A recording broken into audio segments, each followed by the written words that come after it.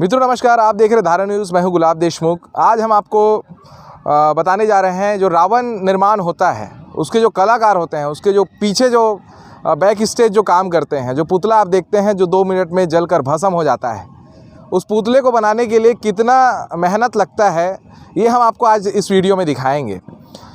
उस कलाकार से जानेंगे। आप जानते होंगे जो सेक्टर 7 में पुतला बन रहा है और जो भिलाई में कुछ दशहरा मैदान, जितने भी दशहरा मैदान हैं वहाँ पर जो रावण बनते हैं वो मैक्सिमम जो पुतले हैं वो कुथरेल से तैयार होकर जाते हैं। उसमें से एक कलाकार हमारे बीच हैं। आइए मित्रों जानते हैं, हमारे साथ है नाराज साहू जी, कुथरेल से हैं, और जानते हैं उनकी बारीकियों को कि क्या क्या पुतले निर्माण के लिए लगते हैं, कैसा ऑर्डर होता है, कितने कारीगर काम करते हैं और ये निर्माण कब से कर रहे हैं। वो पहले तो हम ये जानना चाहेंगे, साहू जी बताएंगे आप ये काम कब से कर रहे हैं? ऐसे तो इस काम को करते करते 10 से 15 साल हो गया है और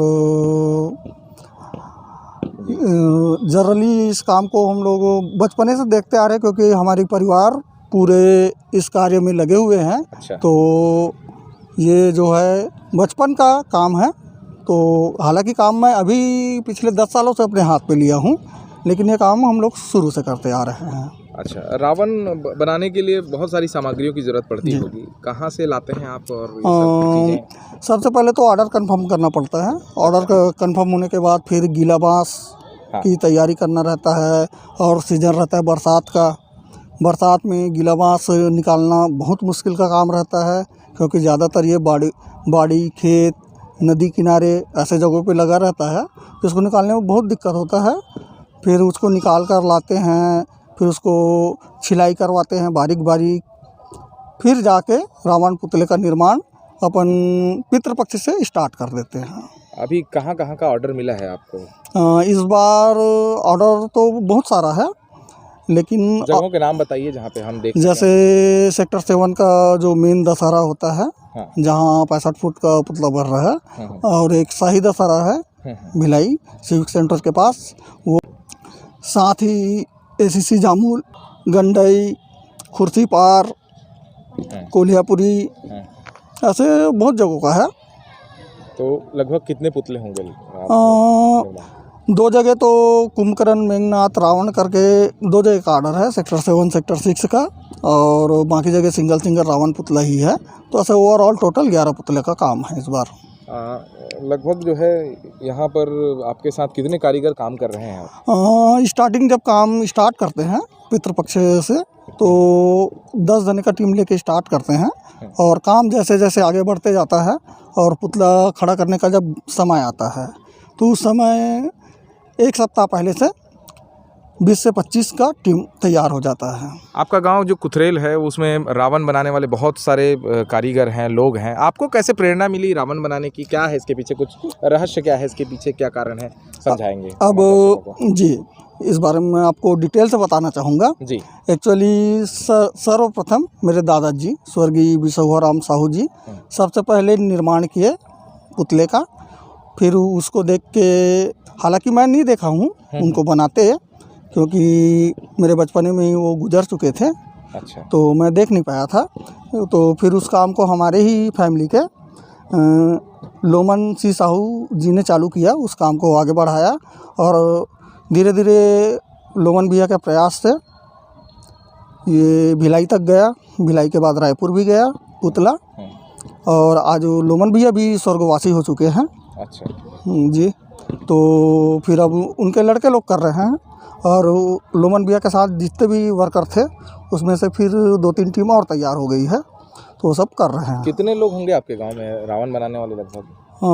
लगभग बाहर काम करने वाले तो 4 टीम लगभग तैयार ही रहता है कंटिन्यू, और गांव में तो हर बच्चा रावण बनाने को आइडिया सबको मालूम है। पैसा बरोबर मिलता है समितियों से जो रावण पुतले बनते हैं उसमें? मिलता है, लेकिन वही कि बहुत पापड़ बेलना भी पड़ता है इसके लिए। अच्छा। लेकिन पैसा बराबर मिलता है। अच्छा, मिल जाता है। कई बार तो ऐसा भी सिचुएशन आ जाता है कि इस साल का पैसा नेक्स्ट ईयर में भी देते हैं। अच्छा, वो लेकिन ऑर्डर कंफर्म रहता है? हाँ, ऑर्डर कंफर्म रहता है। जी।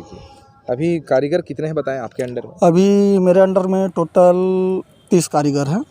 30 कारीगर जी। तो आतिशबाजी के लिए जो फटाखा वगैरह रहता है वो भी आप डालते हैं कि समिति अलग से उसका? समिति उसको खरीद के ला के देती है। अच्छा। और पुतले में जितना भी फटाखा लगता है वो सारी चीज़ें हम लोग डालते हैं। ठीक है। इस बार क्या खास है जो हम पुतला देखेंगे उसमें कुछ स्पेशल आपने किया? हाँ, इस बार का जो पुतला है वो भिलाई शहर या ओवरऑल पूरे छत्तीसगढ़ के लिए बोलना चाहूँगा मैं इस बात को। ओवरऑल पूरे छत्तीसगढ़ में ऐसा पुतला पहली बार देखने को मिलेगा लोगों को। माने इस बार राजसी जो वेश है, जैसे रावण हाँ हाँ लंका के राजा थे और ज़्यादातर उनको राजा के रूप में नहीं दर्शाया जाता, उनको एक सामान्य पुतला जलाना है करके पुतला ही जला देते हैं। लेकिन मेरा प्रयास है कि इसको इस बार पूरा राजसी ड्रेस पहना के उसको स्टैंड करने का प्लान है। में रावण भी बहुत अच्छे तरीके से आप मनाते हैं आपके गांव में कुथरेल में, बहुत रावण पुतले जलते हैं आपके गांव में। शासन से कोई कुछ चाहते हैं क्या आपकी, मतलब क्या हो यहाँ पर कुछ विशेष हो यहाँ पर जो आप बना रहे हैं? तो ये सोच के लिए तो मैं अभी से नहीं, शुरू से एक मन था मेरा कि जैसे मूर्ति के लिए ग्राम थनौत को शिल्प ग्राम करके लोग जानते हैं, वैसे ही पुतला निर्माण के लिए हालांकि प्रदेश तो नहीं जानती इस बात को, लेकिन एक चीज़ है कि दुर्ग, भिलाई, रायपुर, गंडई, राजनांदगांव ये सारे ज़िले जानते हैं कि रावण का जो पुतला है वो कुथरेल के लोग ही बेस्ट बनाते हैं। तो इस आधार पे मैं गवर्नमेंट से बस यही एक छोटा सा रिक्वेस्ट रहेगा मेरा कि हमारे गांव को भी एक छोटा सा नाम मिले रावण पुतला निर्माण के बेस पे। बस यही एक छोटा सा उम्मीद करता हूं मैं गवर्नमेंट से। धन्यवाद। तो ये तो थे कलाकार नारद साहू जी कुथरेल से, जो गांव है रावण बनाने के लिए प्रसिद्ध गांव है, वहां से हम लाइव आपको दिखा रहे हैं, ये वीडियो आपको दिखा रहे हैं।